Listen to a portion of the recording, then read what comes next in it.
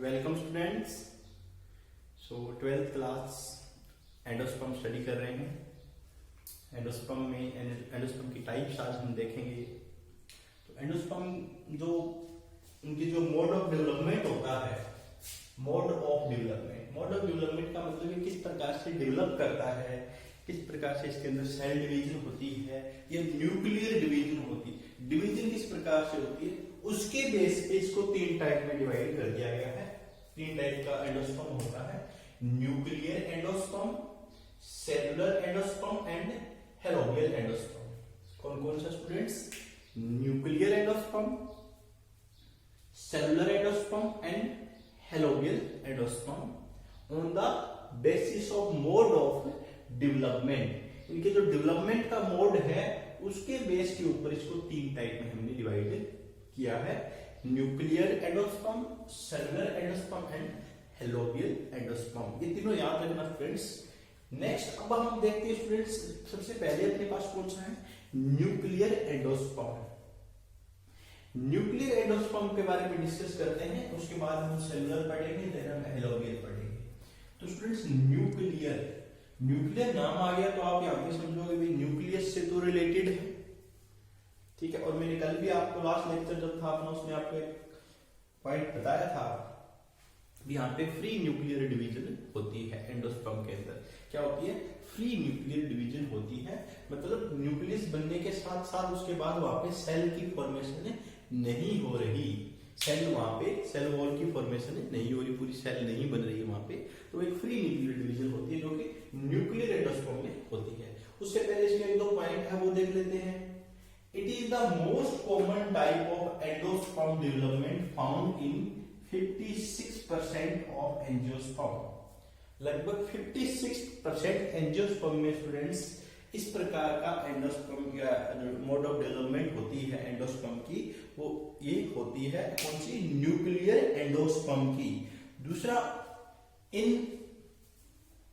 161 families of angiosperm, 161 families of angiosperm, angiosperm की लगभग 161 family में इस प्रकार का एंडोस्पर्म फॉर्म होता है। कौन सा एंडोस्पर्म? Nuclear endosperm.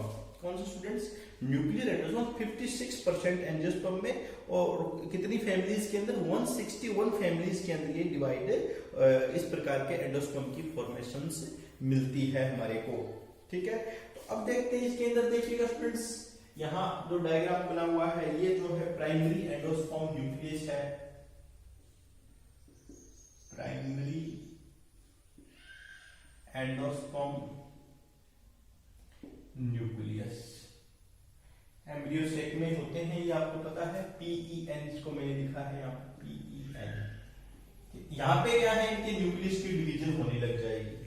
न्यूक्लियस ही था, ये डिवाइड होने लग गया, डिवाइड होकर और ज्यादा डिवाइड होगा और सेल में डिवाइड हो जाता है, मतलब सेल में सॉरी न्यूक्लियस में डिवाइड हो जाता है।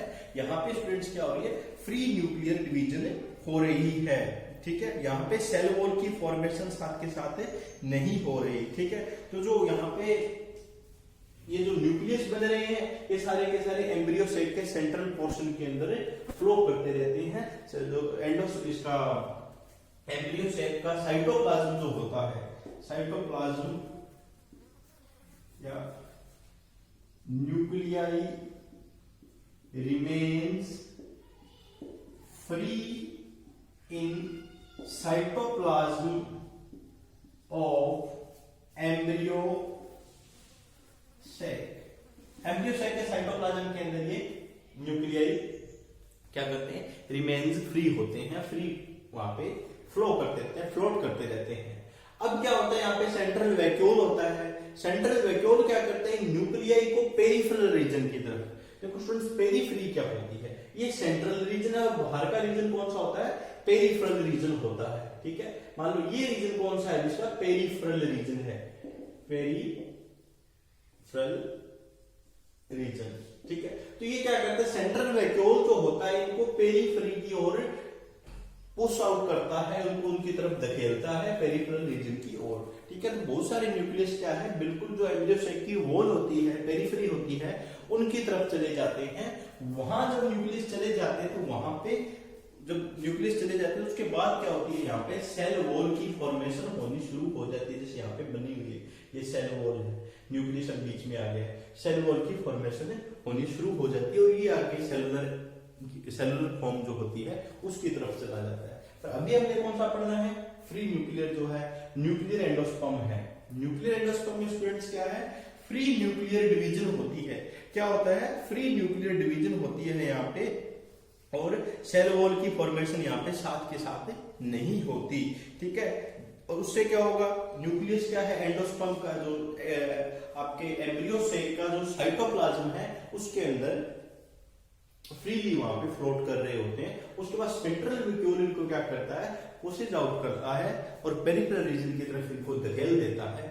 उसके कारण क्या होता है, यहाँ पे सारे पेरिफेरल की ओर चले जाते हैं और यहाँ पे सेल वॉल फॉर्म होने लग जाती है, सेल बनने लग जाती है, जो बाद में सेलुलर फॉर्म में चेंज हो जाता है। शुरू में क्या है, यहाँ पे न्यूक्लियर एंडोस्पर्म की फॉर्मेशन हो रही है।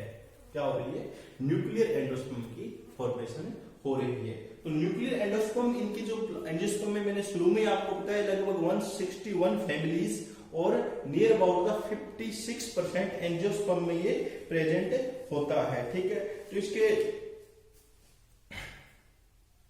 आप ये पॉइंट्स आपने याद रखने हैं, ठीक है। तो इसके आप एग्जांपल्स अगर देखें, एग्जांपल्स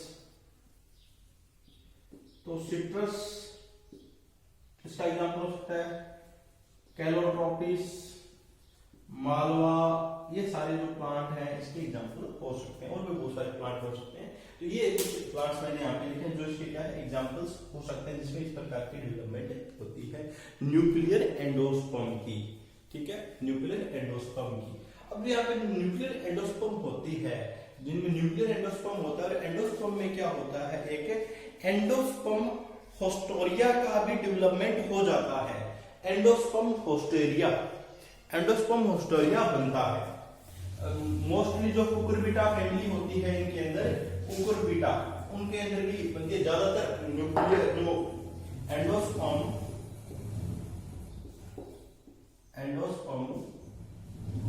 होस्टोरिया जो है इसकी डेवलपमेंट हो रही होती है, डेवलपमेंट होती है, ये बनता है। ये चैलेंजर एंड पे भी हो सकता है आपका, और माइक्रोपाइलर और लेटरल पार्ट ऑफ एम्ब्रियो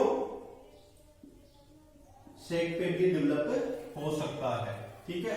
तो एंडोस्पर्म जो है स्टूडेंट्स क्या करता है, यहाँ पे जो चैलेंजर एंड के जो एंडोस्पर्म होस्टोरिया है ये चैलेंजर एंड पे भी डेवलप हो सकता है, माइक्रोपाइलर भी हो सकता है, लेटरल पार्ट पे भी डेवलप हो सकता है। अब स्टूडेंट्स ये करता क्या है, जो एंडोस्पर्म होस्टोरिया होता है ये क्या करता है, जो डेवलपिंग एम्ब्रियो होता है उसके लिए न्यूट्रिएंट्स लेता है। क्या करता है, ये डेवलपिंग जो एम्ब्रियो होता है, डेवलपिंग एम्ब्रियो, उसके लिए क्या करता है स्टूडेंट्स, ये न्यूट्रिएंट्स लेता है, न्यूट्रिएंट्स ये वहां से गेन करता है, ठीक है। ये मटेरियल को ऑब्जर्व करता है जो डेवलपिंग एम्ब्रियो के लिए सराउंडिंग में से न्यूट्रिएंट्स एब्जॉर्ब कर सकता है। तो इसको आप लिख सकते हो, it absorbs nutrients from surrounding for developing embryo, developing embryo के लिए न्यूट्रिएंट्स जो होते हैं सराउंडिंग से न्यूट्रिएंट्स ये एब्जॉर्ब करता है। तो स्टूडेंट न्यूक्लियर एंडोस्पर्म हमने अभी डिस्कस किया है। न्यूक्लियर एंडोस्पर्म में क्या होता है, पीईएन प्राइमरी एंडोस्पर्म न्यूक्लियस जो होता है वहां पे क्या होती है स्टूडेंट्स, फ्री न्यूक्लियर डिवीजन होती है, या पीईएन को आप क्या है पीईएमसी भी मैंने आपको बताया था, याद हो तो पीईएमसी, ठीक है, प्राइमरी एंडोस्पर्म मदर सेल। कि इसमें क्या होती है, फ्री न्यूक्लियर डिवीजन होती है। न्यूक्लियर जो साइटोप्लाज्म होता है एम्ब्रियो सेक का, वहां पर फ्रीली फ्लोट करते हैं। वैक्यूल के वहां पे प्रेशर के कारण वैक्यूल पुश आउट उनको पेरिफेरल रीजन की तरफ कर देता है, वो सारे पेरिफेरल में चले जाते हैं। उसके बाद वहां पे सेलुलर फॉर्म होने लगती है, सेल वॉल फॉर्मेशन होनी शुरू होती है। तो ये स्टूडेंट्स अपना न्यूक्लियर एंडोस्पर्म का टॉपिक था। नेक्स्ट अभी हम पढ़ेंगे जो है सेलुलर एंडोस्पर्म, उसके बाद कौन सा पढ़ेंगे, हेलोपियन एंडोस्पर्म। तो सेलुलर एंडोस्पर्म को डिस्कस करेंगे। ठीक है स्टूडेंट्स, ओके, थैंक यू।